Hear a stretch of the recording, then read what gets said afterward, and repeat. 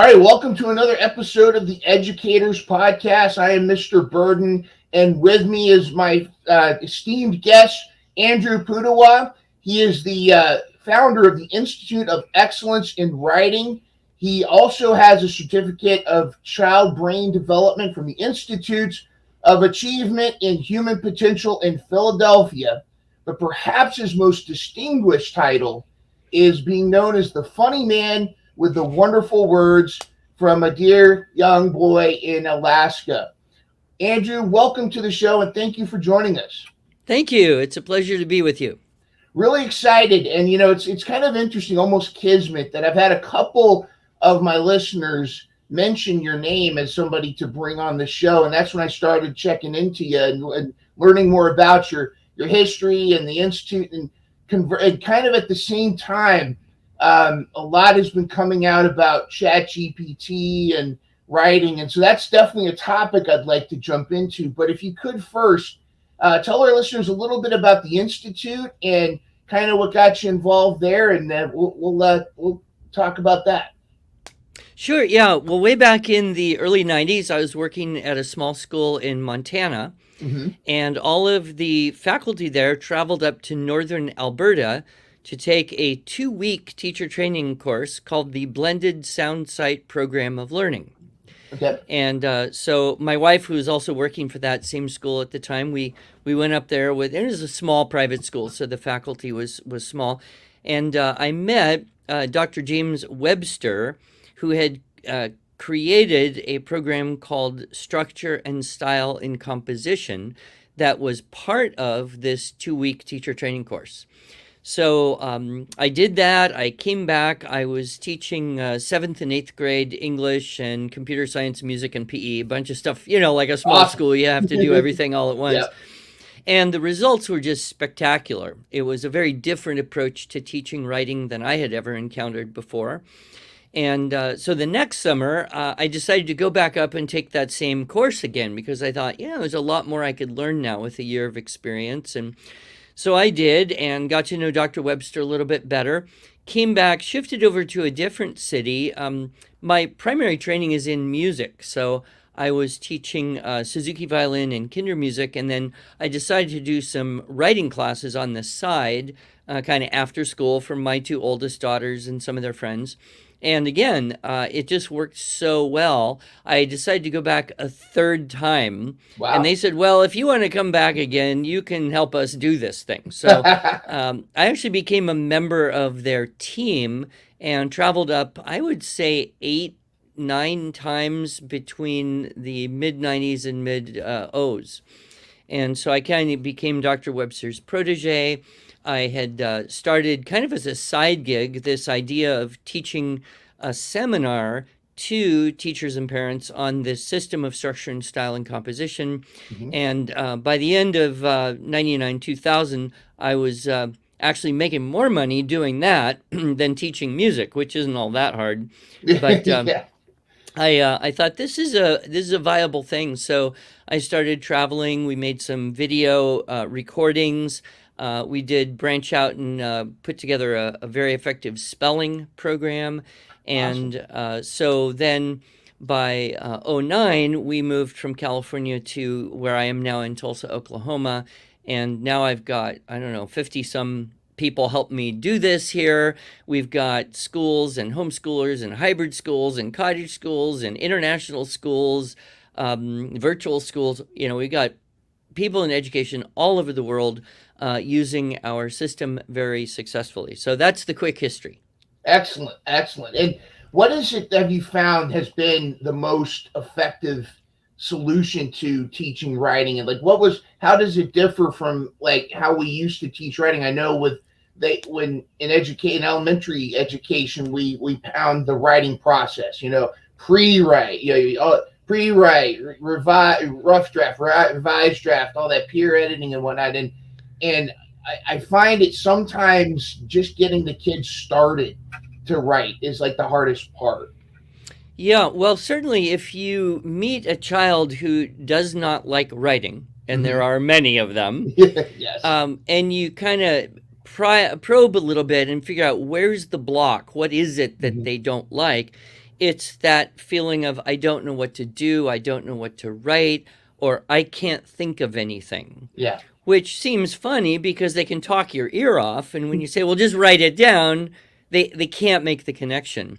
And I think that's because the whole process is way too complex to Hmm. shrink into a nice little 4 or 5 word acronym and then say, here, do this. Yeah. So I would say the thing that really just makes a distinction in our system is we don't begin with think of something and then write it.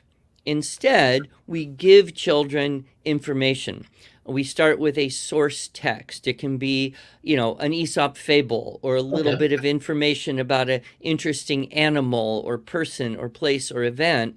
And we teach them to make what we call a keyword outline from the source text. Okay. So they have a source text, read it, and we want to be sure they understand it, talk about any words or things that might be unfamiliar.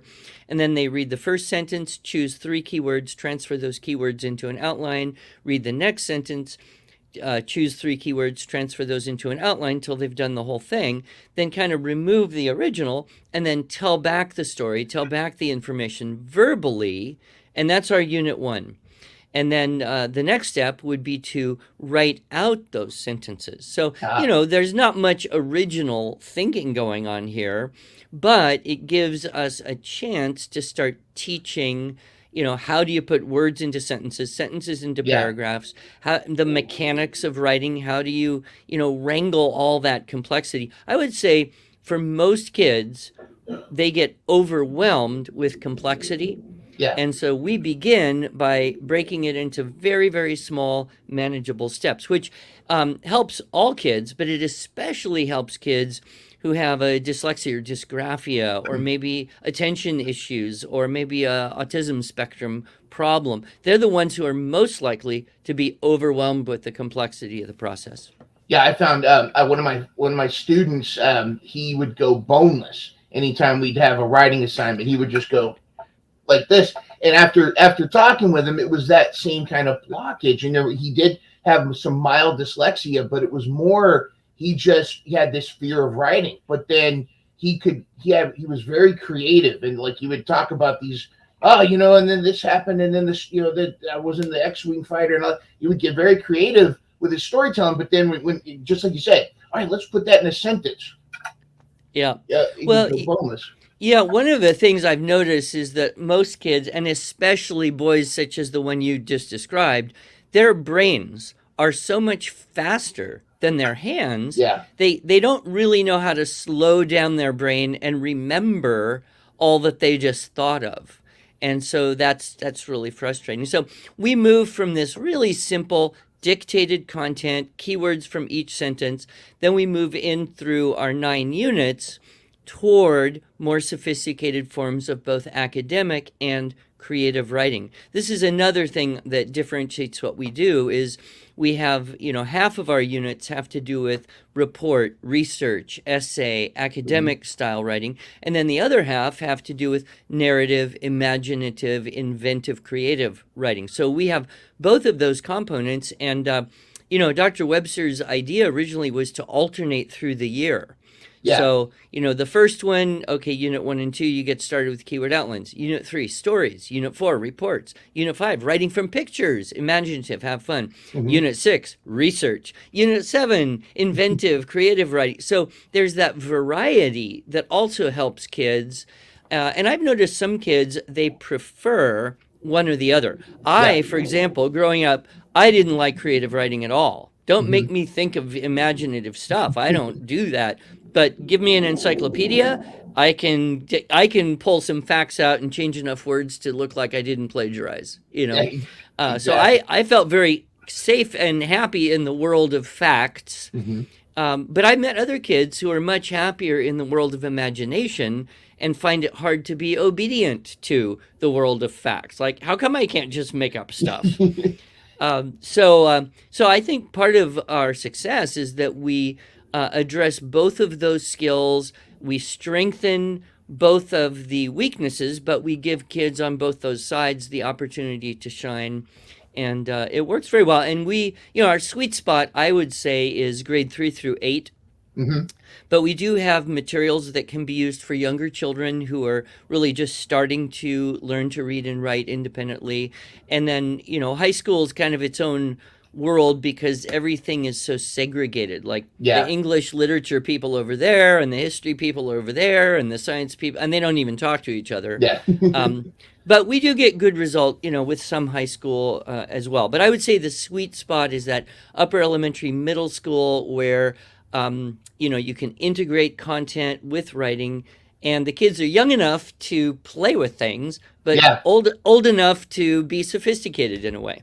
Yeah, that third grade age, I always found that's where they're transitioning from learning to read to reading to learn, kind of. Yes. They're kind of making that straddle, and they're also kind of starting to find their own identity. And yeah, it's interesting too what you said. Like I would have some kids that would gravitate to those nonfiction books, oh, the reptile book or the National Geographic or this, and then there are the other students that they wanted the space story, or they wanted the dragons, they wanted the fantasy. And I always found that was interesting how they would almost segregate themselves. Like these kids are the nonfictions, and most of the school curriculums and when the other teachers I've talked to, they balance that the school year goes like, okay, we're going to focus on nonfiction for like 4 weeks, then we're going to focus on fiction, but it doesn't. I feel like sometimes what's the writing is separate from the reading.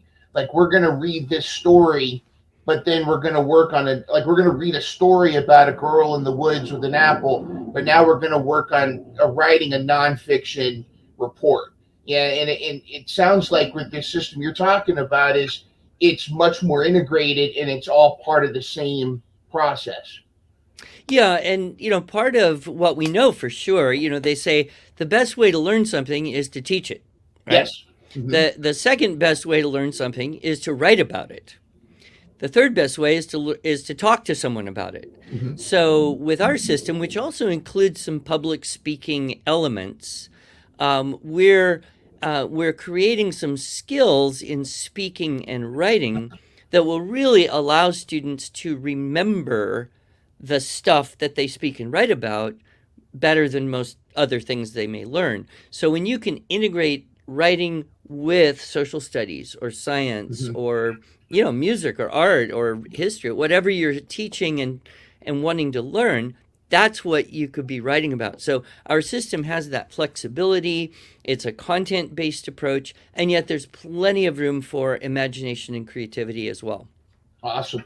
And you mentioned music too, and I've always found that like music is almost another language. It's how, as your background in music, do you see parallels in teaching writing and language arts with teaching music? Oh, absolutely. It was funny because when, my primary training is as a violinist and a violin teacher. Hmm. I just accidentally stumbled into teaching 7th and 8th grade in this private school because there's no one else to do it. Yeah. But when I met Webster and I saw his approach, I thought this is like a Suzuki method for teaching English composition. Hmm. It's a pathway. There's like a graded repertoire. There's a gradual, accumulation of skills over time, and there's a constant review and mastery approach to doing it. And when you think of anything that you're going to learn, whether it's playing music or drawing or a sport, sports are a good analogy. Yeah. You don't just throw paper at kids and say, here, express yourself. Hey, go out on the field and have fun.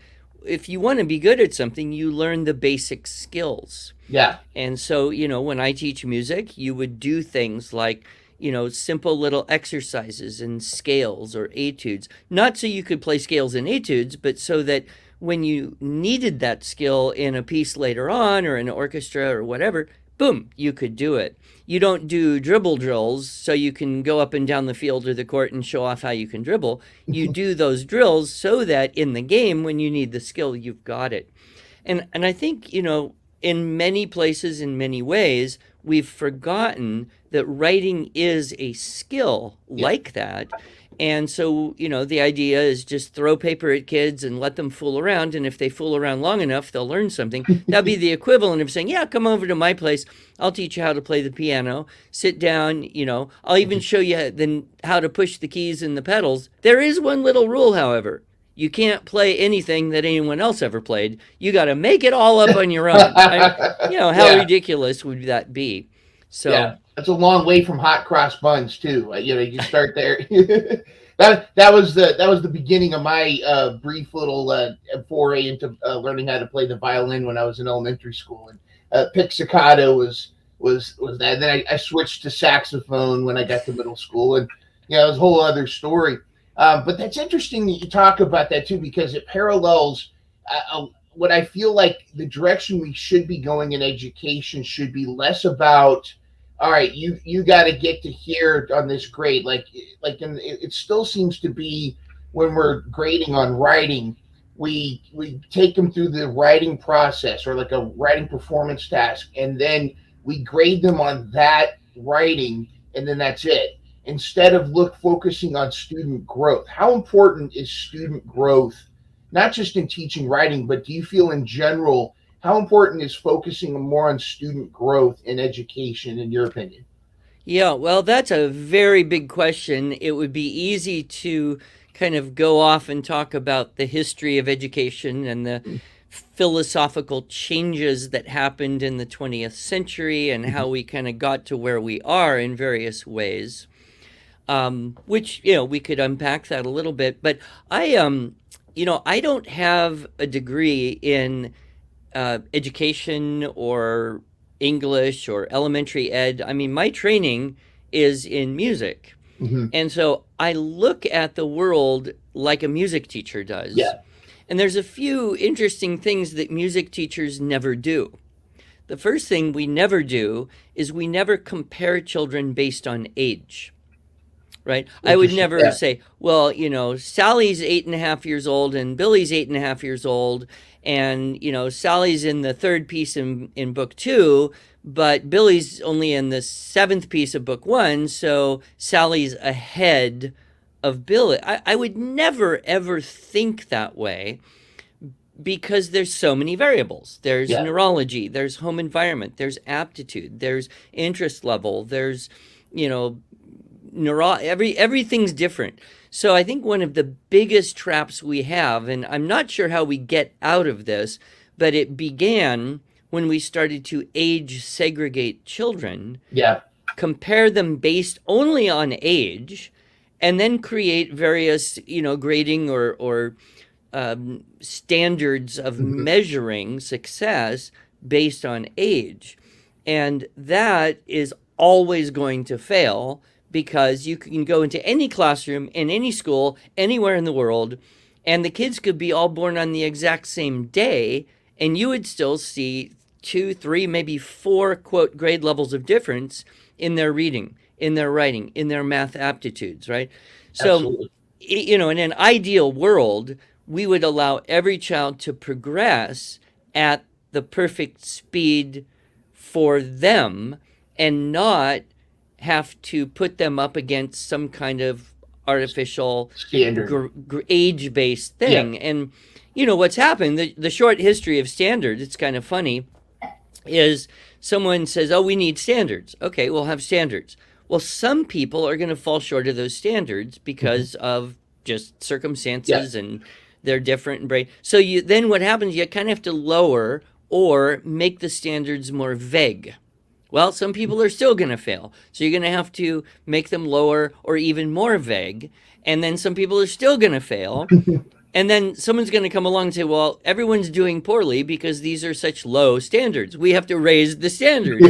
And we've been through 3 or 4 cycles of this over the past 60, 70 years, and it never works. And, the latest iteration of the Common Core State Standards initiatives, honestly, if you read like the 4th grade English language arts standards, they're so vague, you would have a really hard time saying, is the kid doing that or not? Yeah. And that's convenient because then you don't have to worry.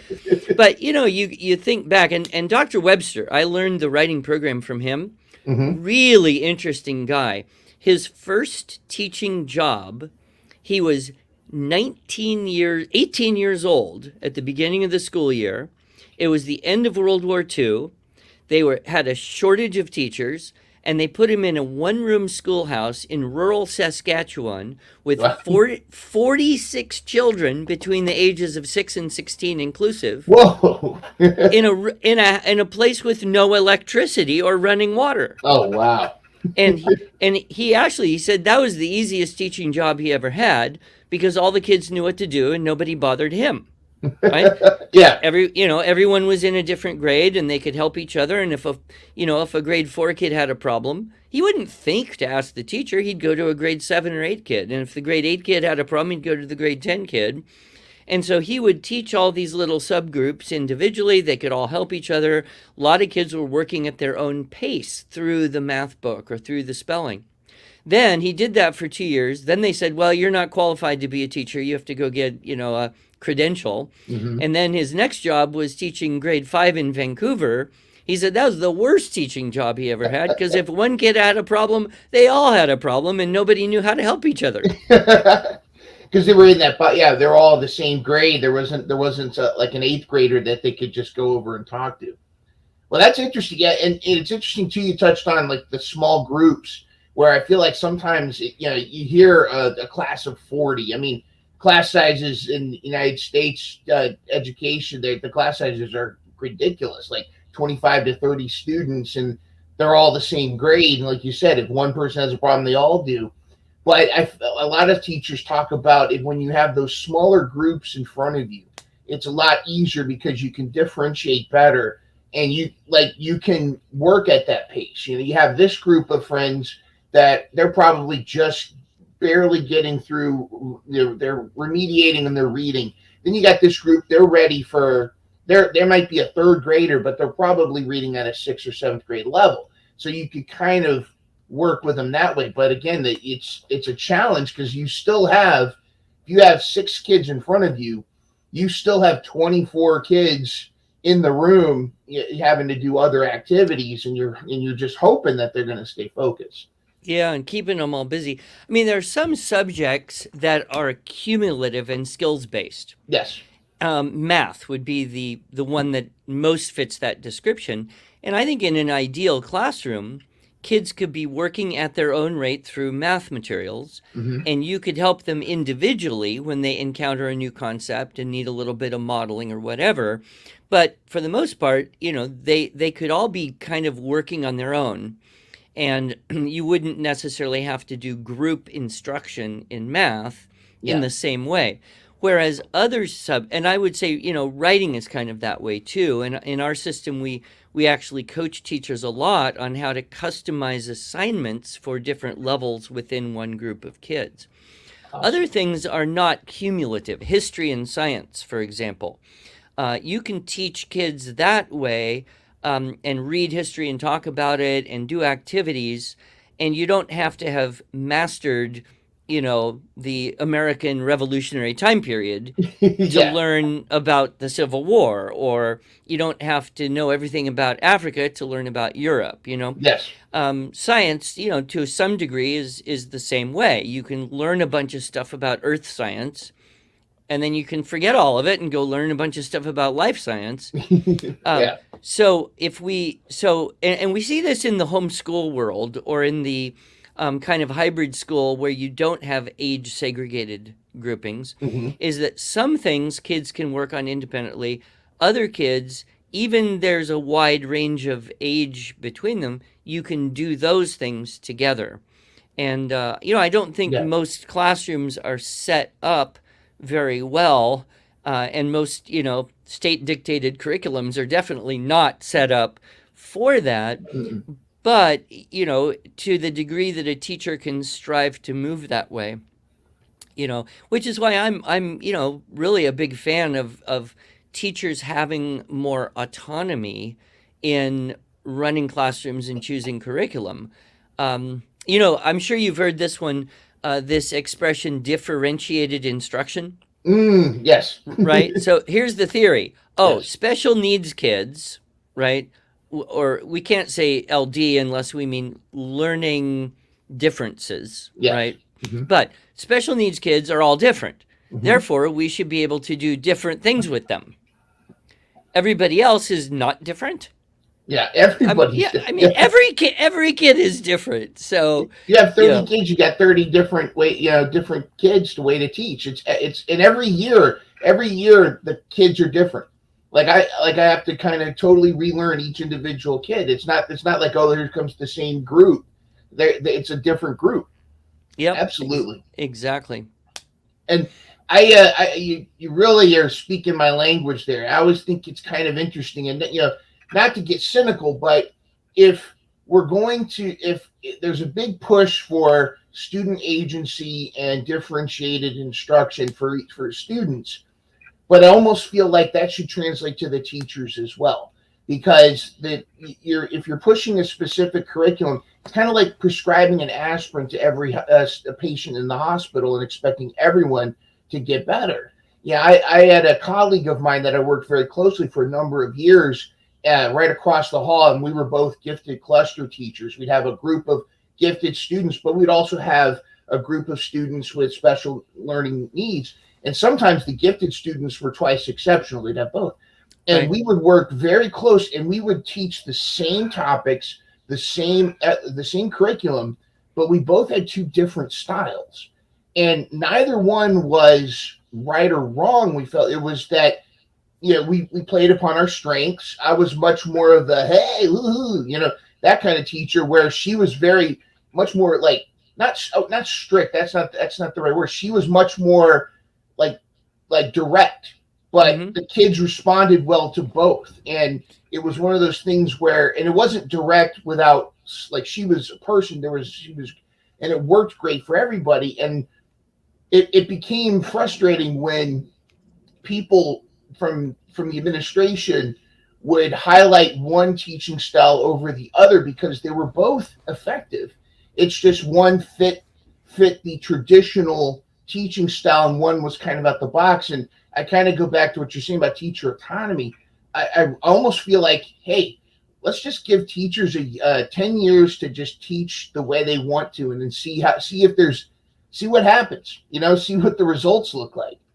Yeah, the other thing I think we do very badly on the whole in the country is teacher training. Mm-hmm. People, they think, oh, I want to be a teacher. So they go into college and they take 3.5 years of education courses with very little actual experience Mm-hmm. interacting with kids or observing master teachers. And then they say, okay, here, go do your student teaching. If I were the dictator of the world, I would reverse the whole process and say, oh, you're interested in teaching. You get to spend 1 year shadowing a master teacher.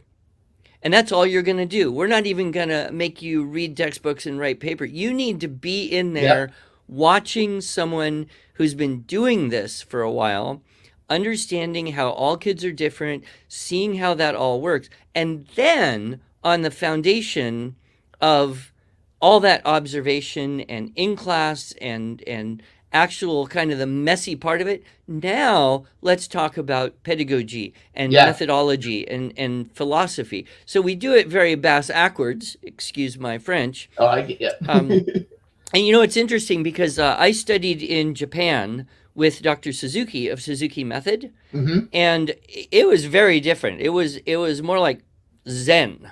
It was more like martial arts. There's not a lot of explanation going on. Yeah. It was you sit, you watch, you do, and then if you have a good question, you might feel brave enough to ask it, but nobody's lecturing you. Yeah. And I would say, 80% of the time that I spent studying in Japan, other than, individual practice, but 80% of my, quote, class time was simply watching other really good teachers. And that made all the difference as far as I can tell. Because then I knew when I'm a teacher, I want to do it that way. That Yeah. worked. Yeah. You get the real hands-on experience. It's not trial by fire, but really, the stuff that they're saying in the class, in the classes you take afterwards, make better sense because you can make connections. I got when I got my master's in education, I didn't get to do the teaching until I had done every other class and all the pedagogy and all this. And so I go. This was actually my practicum. This was like a tour of duty. It was like a 6-week tour of duty before you actually do start teaching. So I was observing a fifth grade class, and the teacher really liked how I was connecting with the kids and everything. So she said, "All right, I'm going to let you do a lesson." And I'm like, "Oh, cool." So I spent the weekend coming up with this glorious lesson. I mean, I had Kagan structures, jigsaw. I had all these different techniques and differentiated. I had like a 5-page lesson to just teach about it was the life cycle of a plant. And I get in, and it's the end of the day. She turns me loose, and within 2 minutes, it was a disaster. Mm. Like kids were like raising their hand, frustrated. They didn't get it. I skipped a step in explanation. This kid wanted to be this kid. And before I knew it, within 5 minutes, I just was like, all right, here's what we're going to do. Watch this video. And I was sweating. I was panicking.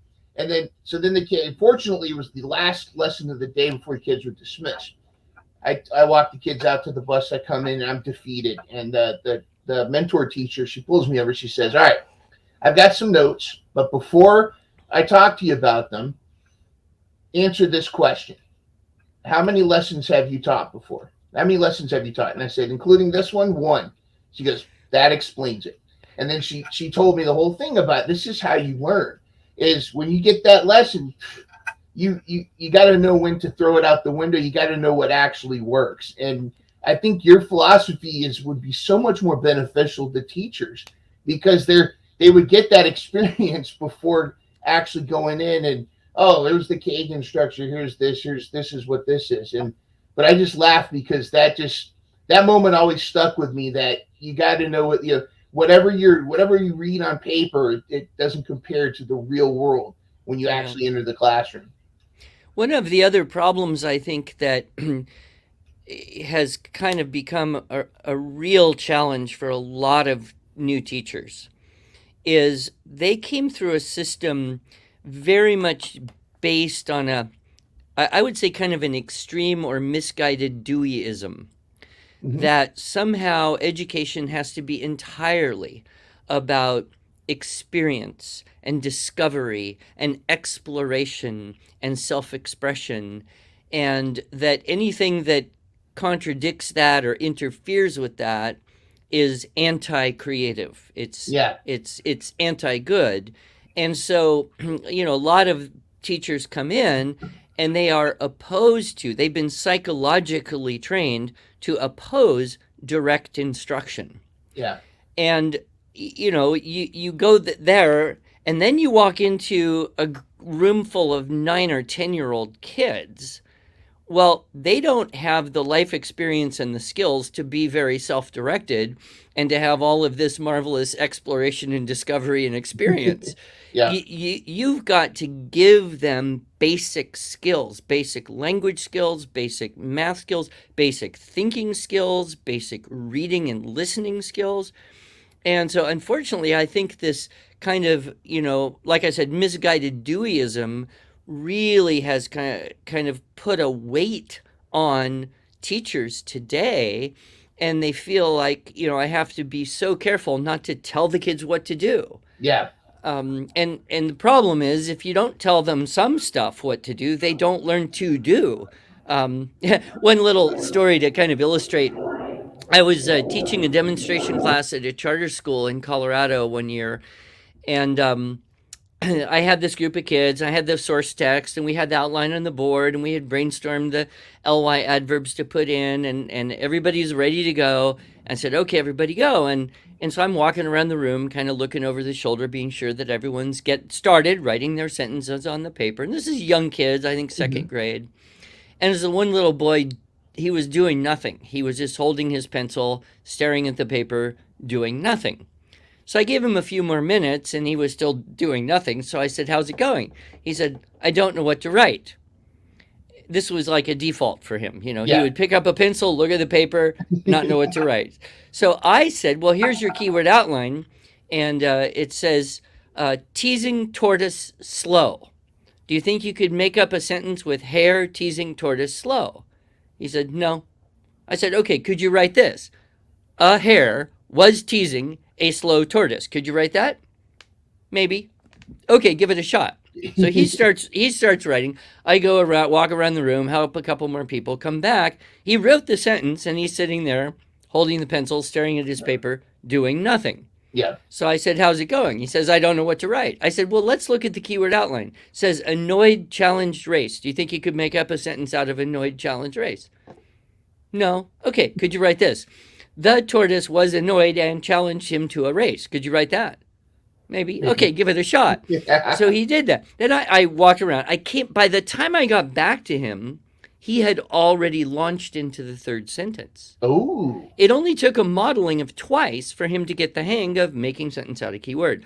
That was interesting. But the really interesting thing was the reaction of a couple of the teachers. So, the class is over, the kids go out to lunch or recess or whatever. I got a dozen teachers watching me do this. One of them says, I got a question. Yes. You know that little boy in the front row? Yeah, I know.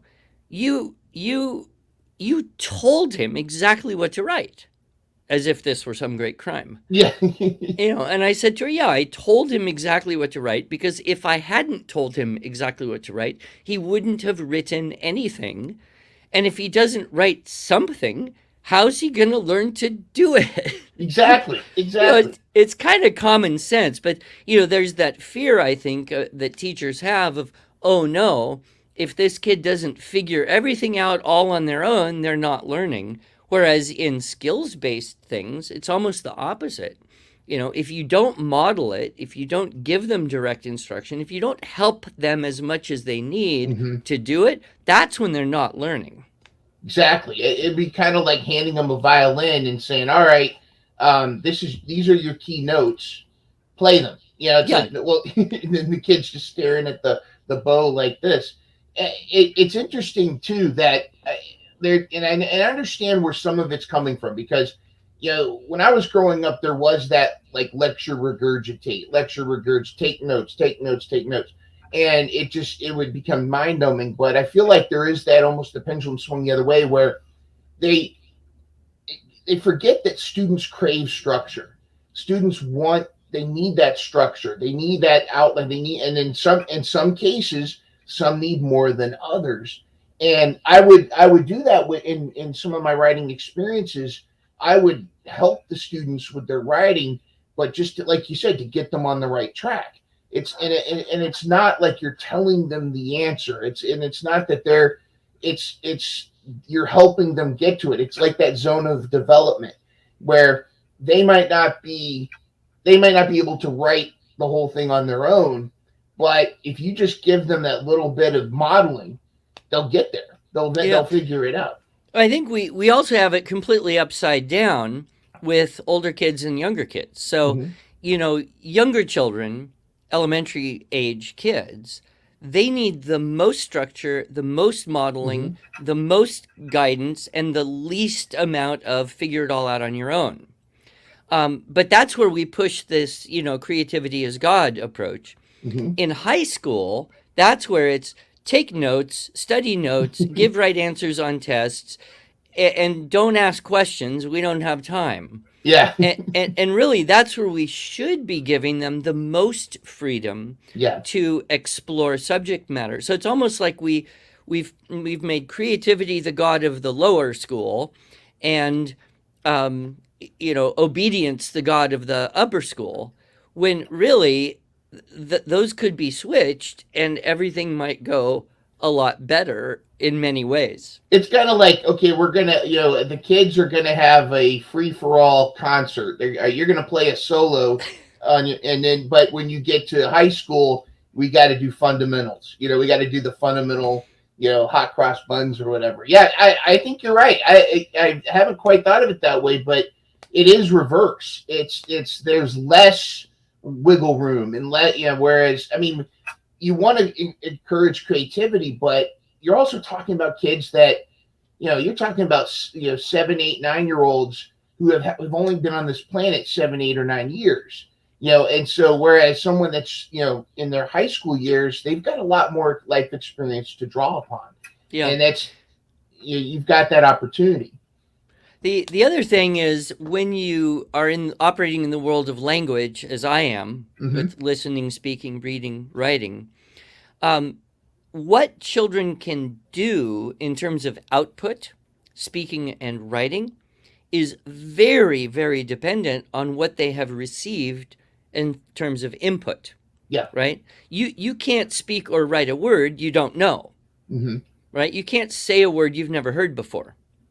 So we would like to try to increase the sophistication, appropriately, of course, but increase the quality of speaking and writing, whereas the quality of what kids are hearing every day over the last 2 decades has declined very, very significantly. Yeah. Kids don't read books the way they did 20 years ago. Parents are way busier than they were 20 years ago, Hmm. so they're less likely to read to their children or have, more in-depth, meaningful conversation with children. And so the quality of vocabulary, the complexity of syntax and thought that's going into kids' brains today because of our modern world is really impoverished Yeah. compared to, even 20, but certainly 50 to 100 years ago. And one of the things I say, because I realized it, you can't get something out of a brain that isn't in there to begin with. Yeah. You can be the best teacher in the world, but your output system will be dependent on the database of language that's in there. And that's in many ways beyond the teacher's control. Hmm. Absolutely.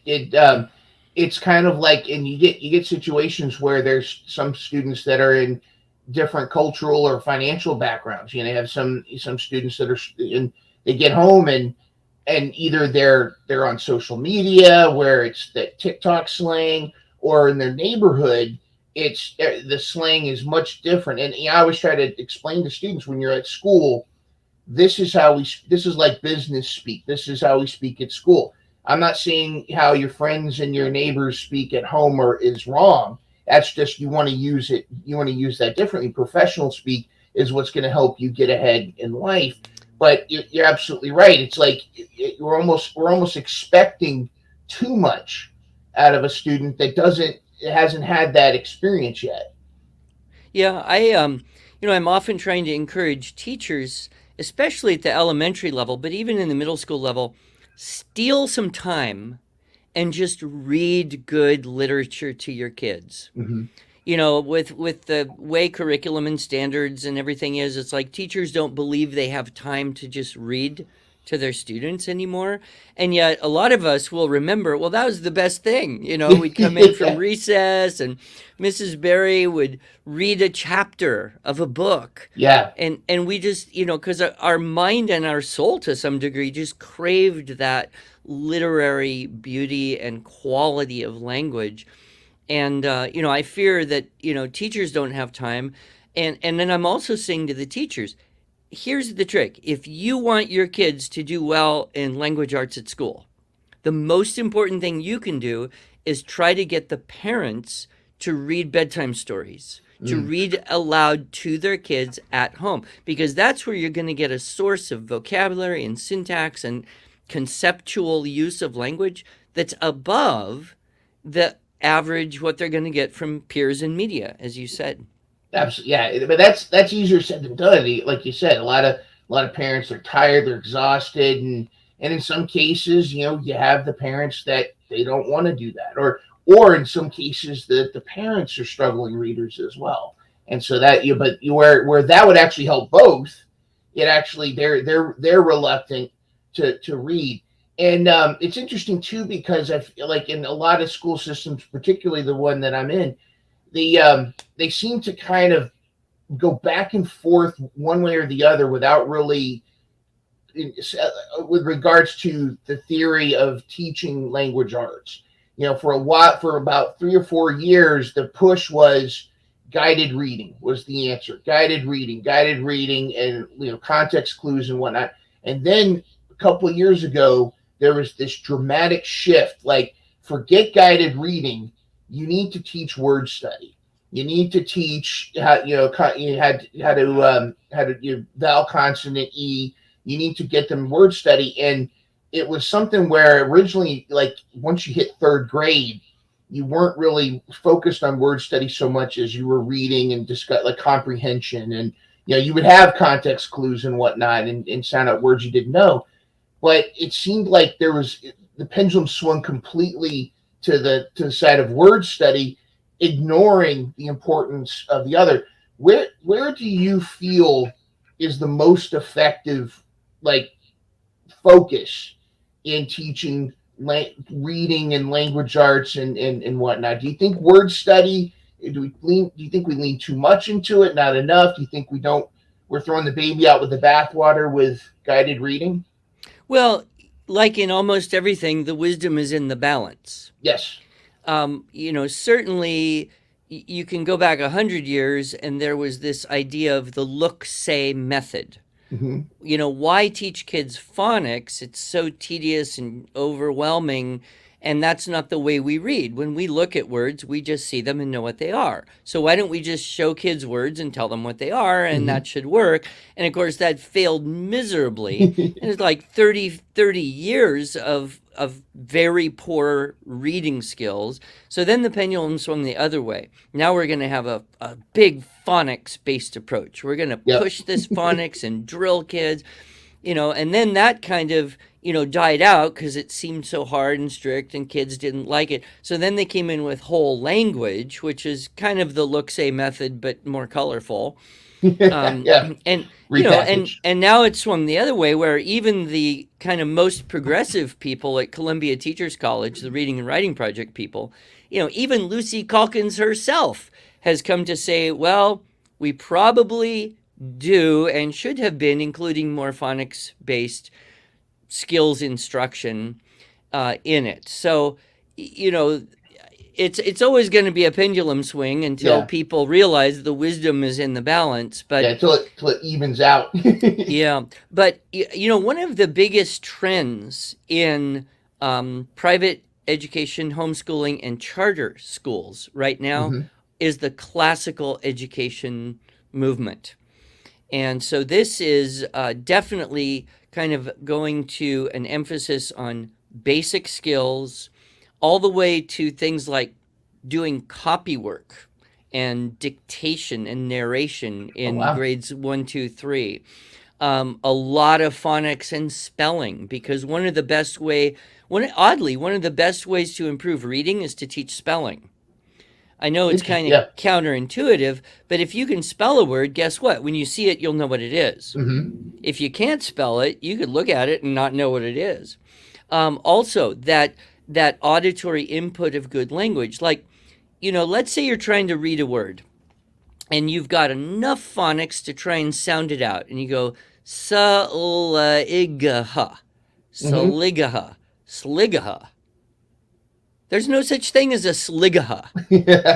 Well, how do you know there's no such thing as a sligaha? Never heard it before. So you stare at it a little bit longer and you go, oh, that's one of them E-I-G-H. That's like 8. So this word must be slay. Yep. Right? Okay, now, the only way that's going to work is if you already knew the word slay. Well, where are you going to hear the word slay? You're not going to see it in daily life. It would have had to come through a storybook, a picture book, a poem, maybe a fake Santa with a fake sleigh in a mall at Christmas. But the odds are you're not going to be able to read that word unless you already know it. And that's going to come from the input of language, primarily from a more literary source. And this is why we have, and Daniel Willingham at VCU talks about this. He's one of the foremost cognitive behavioral researchers about reading and the teaching of reading. He said, you see this 4th grade wall, like kids can learn enough phonics to decode, and they can decode words they know, but they hit a comprehension wall when they can't know the words they're decoding. The words don't have meaning for them. So, part of what I think, teachers today have to really consciously figure out, how am I going to help educate children about the meaning of words they're not going to encounter in their daily life with, friends and media and busy family members. I I think you're absolutely right. And you mentioned too, charter schools, private schools, and homeschooling, and how like there's some wiggle room there. And like and you mentioned with your wife, Robin had taught your 7 kids homeschool. How was that experience, and how did that relate to, like, how did your students feel, and what were some of the benefits and some of the challenges with your children learning at home or through homeschool? Yeah, well, we had 7 children, but they Hmm. were all about 3 years apart, which is nice. Yeah. I have one daughter who has 6 children, and the oldest one is 13. So they are all much closer together. And she homeschools them, by the way. But usually the challenge is, how do you teach all of the different subjects at several different grade levels at the same At time? the same time, yeah. So one aspect is, and I mentioned this a little bit before, is you figure out what can we do together and what can people do independently, right? So Yeah. if everyone can be working on math at their own place in their own math book, and mom is there to just help show the next thing, answer the question, then you can have 2 or 3 or 4, I guess, kids doing math at the same time, but they're doing different math. Then we did a lot of read alouds. So historical fiction was a Hmm. big one. But you could take your top 2 or 3 kids and do the same science with them. You could do the same history stuff with them. A lot of the, especially in the elementary and middle grades, you're trying to do things in a way where you're spending more time hands-on outside. You don't have to have everybody doing the same thing in the same way according to the same schedule. So you have a little Yeah. bit more freedom. The other thing is back to that, the one-room schoolhouse that I described with Dr. Webster back in, what year would it have been? 1943, I think. Um, Just after the war. yeah. He so you, in a homeschool situation, you can very often have one kid helping take care of another kid Hmm. while you do something with 1 or 2 others. So, for example, one of the things we always had on the, daily checklist is read to a younger sibling for 20 minutes. So Nice. every kid who was able to was responsible to get a younger kid, get a book, and go away and read to them for 20 minutes. So that kept 2 kids out of mom's hair for 20 minutes. Yeah. So, there are ways, and of course, some homeschool families have more kids, 4, 5, 6, 7's probably on the high end these days. Other people, have maybe 1 or 2 or 3. When you get into the lower numbers, like with just one child being homeschooled, it can feel a little bit lonely. There you Yeah. are all by yourself with mom all day, every day.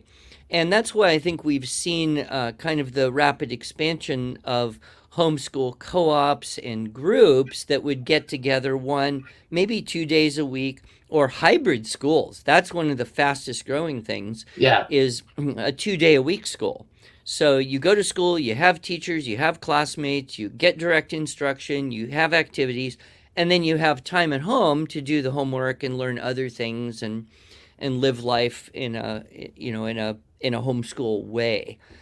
So that's probably the fastest growing thing that I see, is the hybrid school, and that can be kind of an informal thing, or it could be Hmm. a for-profit, it could be a nonprofit, or there are actual charter schools that use the hybrid school format. There's one group I work with in California, called the Classical Academies. It's a whole network of charter schools in Southern California, and they have everything from 5 day a week in school option to no days a week entirely homeschool option. But their fastest and most popular is this hybrid option. The hybrid, and that's interesting because with the pandemic, there was a lot of school systems were kind of forced into figuring out what they were going to do. I taught a year as a virtual teacher, and then we went, but some students had that hybrid where we only had 4 days a week, but the students could have the option that they could go home and work on they would have a project to do, or they would have like a independent task to do. And it almost seemed like, granted, we only had like a little short window of time, and there were a lot of challenges with it, but it almost felt like it was being judged before it really got off the ground. I felt like there were some legs to it if we looked at that further, and almost like the COVID lockdowns shone a light on some opportunities, and where we could tweak education to be a little bit more closer to that hybrid model. Do you see future education kind of going towards that hybrid model, or kind of a mix? Well, it's hard to say. Certainly, some kids do well with more self-direction. Mm-hmm. They're able to do screen-based learning, and I'm not opposed to screen-based learning. Good heavens, my company sells video courses, so Yeah, I'm not opposed to it. But on the other hand, when you say we're going to replace 6 hours a day of school with 6 hours a day of a 9-year-old staring at a screen, yeah, that could be very problematic. Um, I don't know where it's going. There seems to be a faster number of teachers leaving the profession than coming in. yeah. And in some places, there's acute teacher shortages. I heard, and I didn't hear this personally, but I heard on a podcast someone reporting that Bill Gates had said that AI will pretty much replace teachers in 18 to 24 months. Wow. That Okay. scares the heck out of me. Yeah. Um, but I guess the mentality is, well, if kids can learn at home and we can make a thing on a screen look just like a real person, who can talk just like a real person, who will be perfectly programmable and consistent, and um, replace a teacher, well, why wouldn't we do that? It'd be so much more cost effective or efficient or whatever. But we'll see how that goes. Yeah. Brought to you by Skynet. But I think one of the things, even the best teachers realize there's a lot of downtime in a physical classroom in a building. Yeah. A lot of time is just kid management and logistics. And I remember sitting in a class realizing it took them 5 minutes to pass out a piece of paper to every kid in the class. Yeah. It's like, why didn't they just have their own paper? I didn't understand why they were doing it this way. But, I'm not going to, they must have their reasons.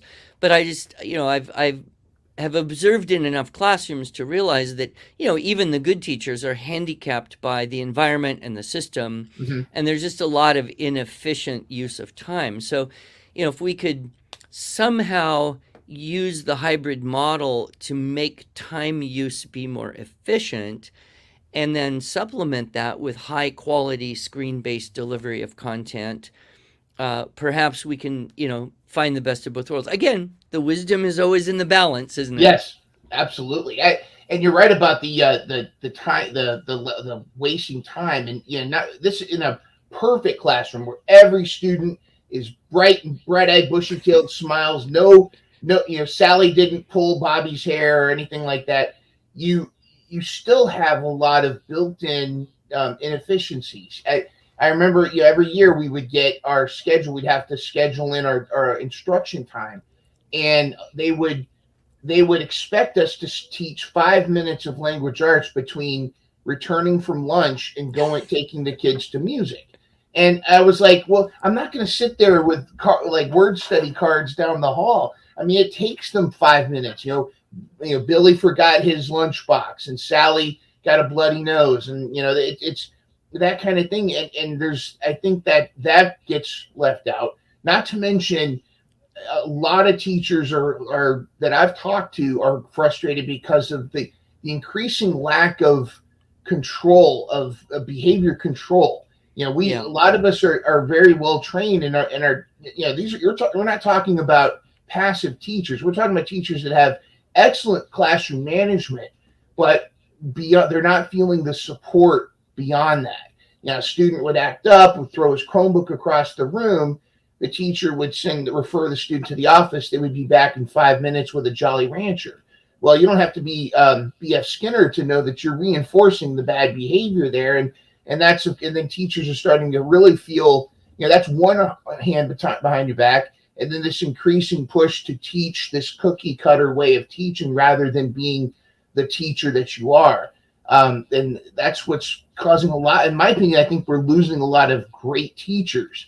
But if we're heading towards teacher GPT, then almost feel like they don't care.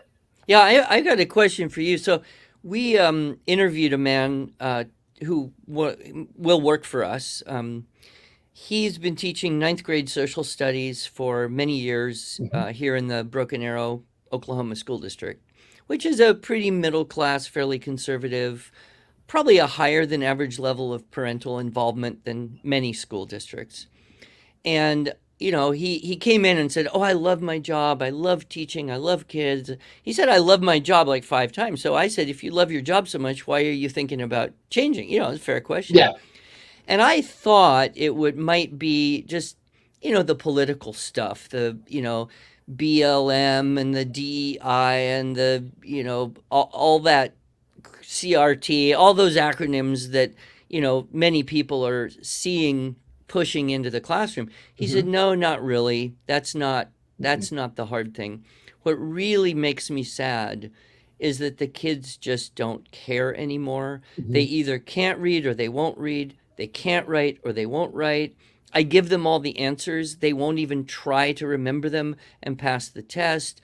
Nobody is willing to do any work. And the few kids that would work hard, they take such, criticism, condemnation from the kids who don't, that they give up too. And it's just almost impossible to inspire anyone to try."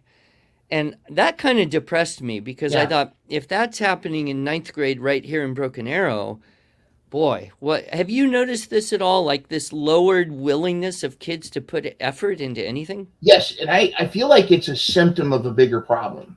I feel, because it's every year it's like we talk about, oh, this group, they just don't want to put they're so used to things being done for them, or I would notice this was actually before the COVID lockdowns. I noticed an increase in neediness or a lack of coping skills with a lot of students. We would have, it happens, but I noticed a lot more like fourth and fifth grade students not knowing how to tie their shoe. And that's just a small example, but where in the past there was a lot more autonomy with the students, whereas now that you're not only, there's a lack of willingness to do the work, but there's also, it's an increase in struggle because you're now competing with instant gratification. With modern technology now, the students in the classrooms now are used to having entertainment at their disposal. They're used to that, and as a teacher, you're not just a teacher. You're also a psychologist. You're also a doctor, a nurse. You're a game show host, and you're having to do all of these things and really get kids excited instead of getting them thinking about the next anime they're going to watch or playing Fortnite. You're having to get them super excited about Jamestown, and it's like, it's kind of, and there is stuff to get excited about, but they're becoming a lot more apathetic. But on the other side of that too, is there's been such a shift in support from the administrators as well. And there's so much, and the solution for a lot of problems in the school system, the cheap solution, because it really does kind of come down to money. The cheap solution is to put it on the teachers. If they're, we need to do this. Well, let's get the teachers to do it. We need to make sure this happens. Right? The teachers are going to have to do this. And what's happening, and this is personal experience among countless teachers I've talked to, we love the job when we're allowed to do it. We love what we do, but we're not allowed to do it. And that's what I remember distinctly. I was in there's a teachers union meeting, and don't get me started on the teachers union. That's a whole other podcast. But they're talking about, we're going to fight for get you more money, and we're here for you. And I just was sitting there like, I don't need more money. I just need to love teaching again. And the problem is, with all these restrictions and all this lack of support, it takes so much, lack of a better term, it takes so much mojo to be that super teacher, to do all these cool things. And again, when you are that super teacher, it's such a cool moment. You get, and the kids remember that. Like, they come back. I had students come from other schools just because they wanted to see if I was still there. And those moments, to me, that's that teacher, that great teacher moment. But now it's like I don't have any energy. I don't have any. I'm so beaten down with the not just the politics or the bureaucracy, but just I'm so tied down to not be the teacher I want to be, and I know when I'm not being that teacher, and that's heartbreaking, because I'll sit there in a classroom and I'll know, hey, the old Mr. Burden would do this, but I can't do that. So now I've got to do this, and I feel so defeated, and I feel bad for the kids because they're not getting that experience that I feel like they should. They're not getting that moment where it's like, hey, that's Mr. Burden. And an interesting example of the shift in focus from the administration is, not to toot my own horn, but I had been up for many nominations for Teacher of the Year. I was like the Susan Lucci of Teacher of the Year. I'd always get nominated but never win.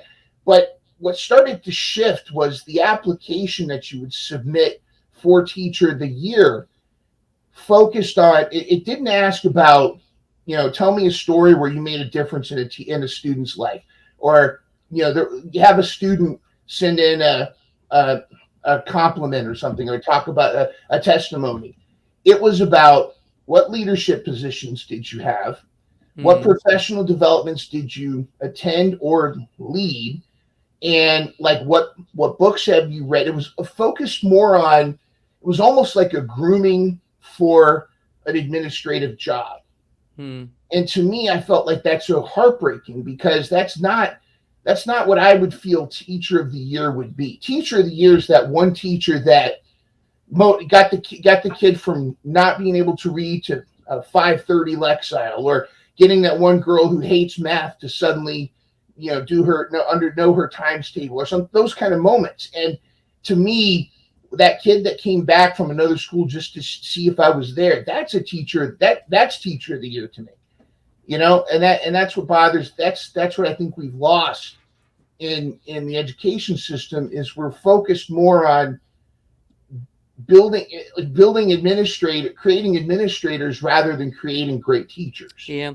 One of my friends quotes one of his friends, so I don't know who to attribute this to, but I loved the quote when I heard it. Teaching is the overflow from the soul of the teacher to the soul of the student. And when the environment facilitates that, filling up of you can't overflow if you're not full. True. Right? You not only have to have knowledge, but you have to have joy and energy.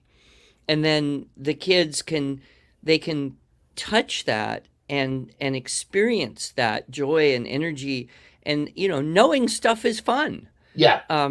But if you are drained or stifled or handicapped by the environment, and you're not full, how do you do the job of overflowing? Exactly. So I think that's the challenge that we face. And for all the frustrations we have with the school system in many different places, almost all the teachers that I personally meet, I would say, are like saints.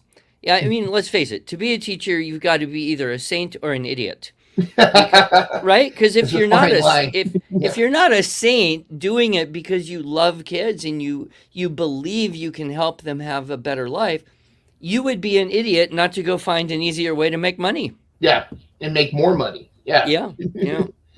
I will say this though, and again, kind of touching on the darker part of it, it's a lot tougher to do now. But as being, I mentioned, I saw you kind of smirk when I mentioned being a game show host, because you kind of have to. You're spinning a bunch of plates and you're having to entertain these kids. How important is levity in teaching, and like, whether it's music, what have you? Because to me, I feel like it breaks down a lot of barriers, and just getting the kids to laugh and to, but also to recognize the situation. Oh, absolutely. In fact, I've studied this pretty extensively over the last 20 years. I even have a conference talk that I do called Humor in Teaching and Speaking. And there's a huge amount of research to show that if people can chuckle periodically, and smile back at each other, they learn better. They activate much larger areas of their brain. They make better neural connections. Things stick in their memory. They're more motivated. So I am a huge fan of humor. But I'm not in this world of edutainment. Like Yeah, everything you yeah, do has to be entertainment. That puts an unreasonable burden, and it's not even good for the kids because they all believe they have a right to be entertained all the time anyway.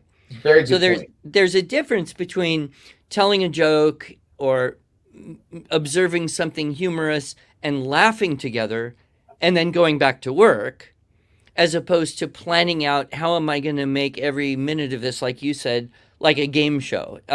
So again, wisdom in the balance, and I am a huge proponent of teachers learning to use humor and levity and smiling. But sometimes that can be combined with, well, let's read a funny poem, and Yeah, then and talk about poems and what makes poems enjoyable and what are rhyme schemes, and how do we make a poem if we want to.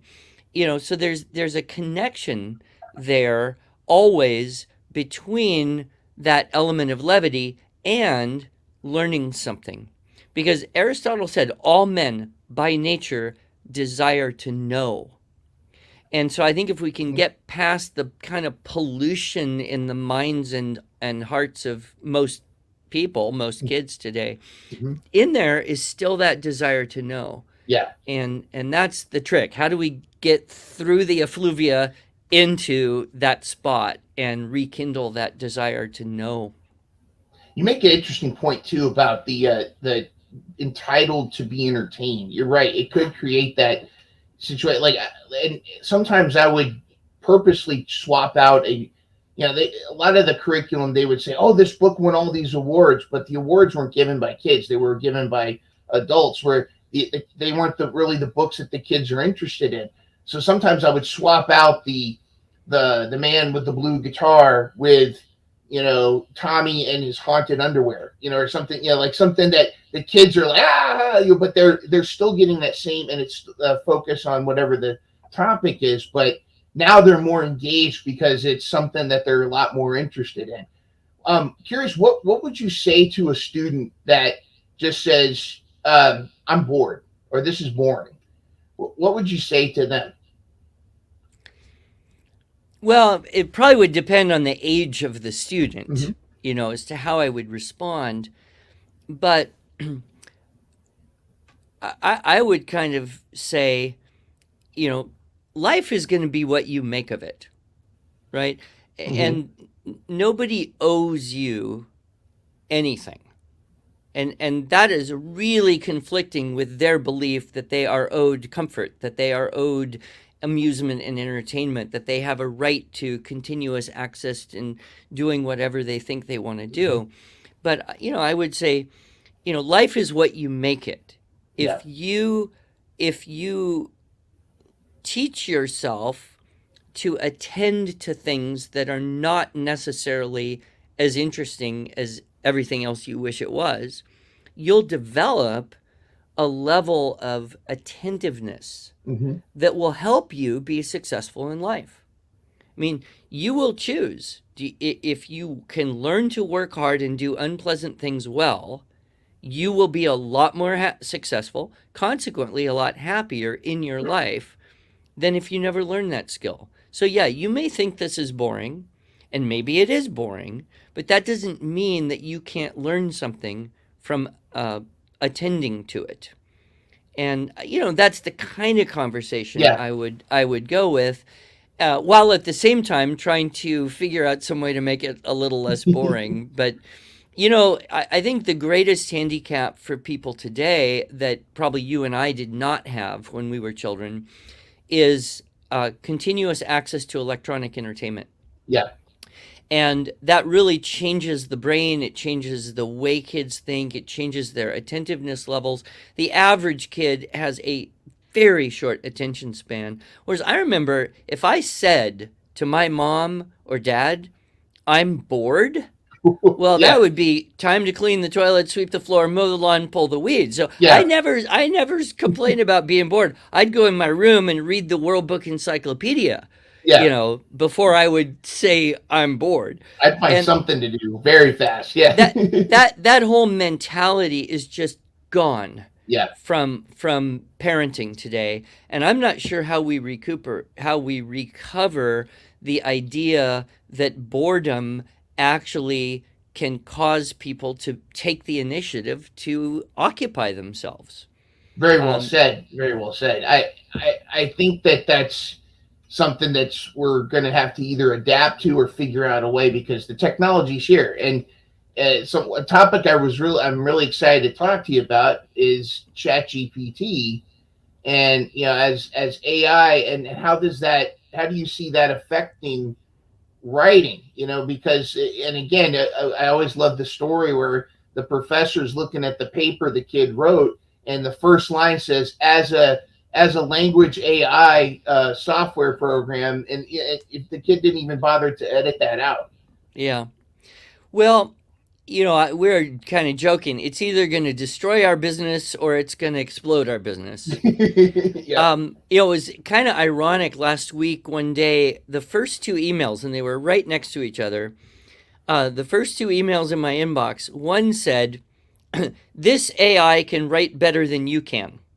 And it was selling a software for writing stuff. Mm-hmm. And right below it was a prior seminars thing on how to write effective emails. Right, selling Yeah. me these so I could buy a software program and not have to do it, or I could take a course and learn to do it better. Yeah. So, how it's going to affect the business world, I don't know.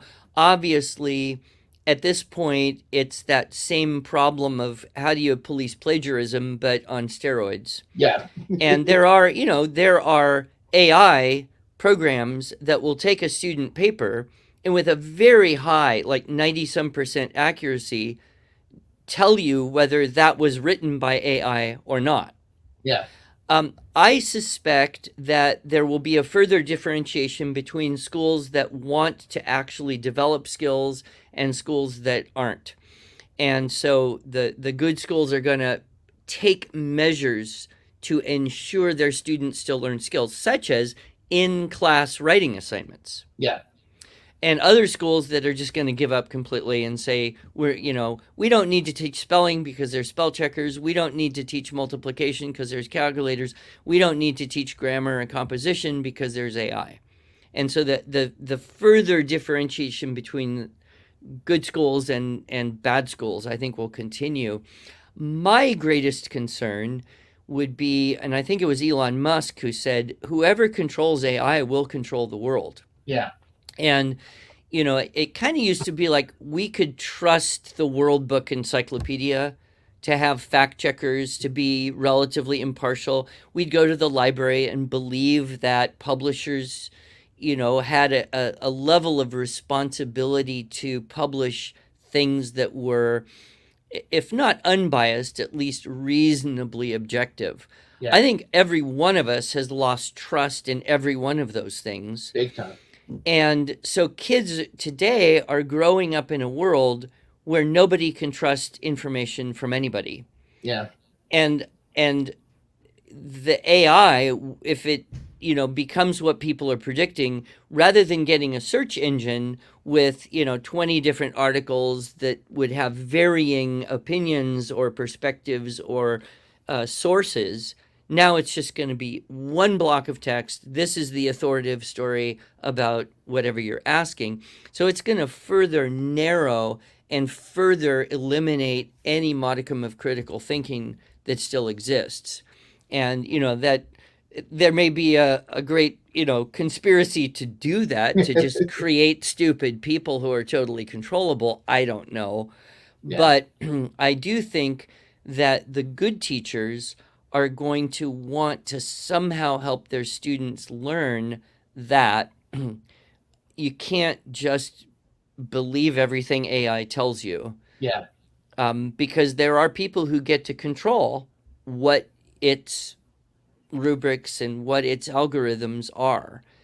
And it's a brave new world out here, and I don't think any of us know where we're going to be 10 years from now. And it's going to be really crucially more than ever to teach critical thinking. One of my favorite lessons is the John Brown lesson, where it's I think it's a fifth grade lesson, and the half that you give out a biography of John Brown, the abolitionist, and one half of the class gets this glowing, very positive. Oh, he was a hero, and all the great things he did. The other half talks about how he was this cold-blooded murderer, and he murdered all these people, and he should be hanged, and all this stuff. And so then, but you don't tell the class that they have different takes. And then you start off with, okay, well, let's look at John Brown. What are some character traits that John Brown? And then when the student goes, oh, he was a hero. And when he says hero, the rest of the class goes, or half the class goes, what? He was a scumbag. He was this terrible, horrible person. And then they get this big debate going. And then you find out that, hey, you both read two different sides of the same story. He's both of those things, or some degree, and kind of showing that bias. And with ChatGPT, it's so crucial that people know this. It's AI, but where is it getting its source from? Is from human content, which could have a bias. And like you're saying, is whoever gets ahead of it is going to control the narrative, if you will. It's kind of like it's like the digital equivalent of, it's the history is written by the victors. Exactly. Yeah. One possible positive thing is one of the things I have said many times to countless people is it's all about the questions, right? The quality of your writing will depend on the quality of the questions you ask. The quality of your life will depend on the quality of the questions you ask. Certainly, the quality of what AI can give you is very dependent on the quality of the questions you ask it. True. And if we can have teachers and parents and mentors who will help students realize the skill of asking questions is going to determine the quality of information they get from not just AI, but everywhere, then I think we can perhaps use that as a demonstration to improve that. The fear I have is that too often our questions are going to be conforming. They have to conform to a certain narrow range, or we're just going to simply be told, don't ask questions about that. Yeah. And then where do we end up? So it's going to be a wild ride through AI, and probably none of us sitting here right now could have imagined today 10 years ago. And it's certainly clear that things are changing even more rapidly, and in 2030, 2033, who knows? Who knows? I guess we just have to take the next best step. We have to teach children in the way we believe best benefits their mind and their heart, and fight for what's good and true and beautiful, and choose our battles too, because it's too easy to get distracted with something that you have no power over. And that's my fault. I'll go and whine and complain about things I can't do anything about it.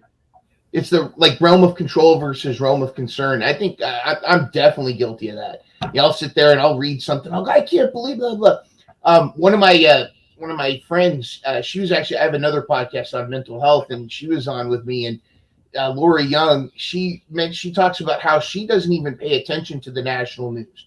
The only thing she listens to is the local sheriff's bulletin board of what's going on in her town, and she's so much happier because she's only really worried about the stuff that's actually going on in her area. She's not, Yeah. worried about stuff. I mean, granted, there's stuff going on in the world that would affect her, but she has no control over it. But Yeah. the guy that just robbed a 7-Eleven down the street, so it's okay, that's an issue. Or the garden club is going to have a thing this Thursday. Oh, great! That's then, and she's so much happier with that. You kind of touched on it. I just want to kind of ask you though, what do you feel ultimately to you should be or is the purpose of education?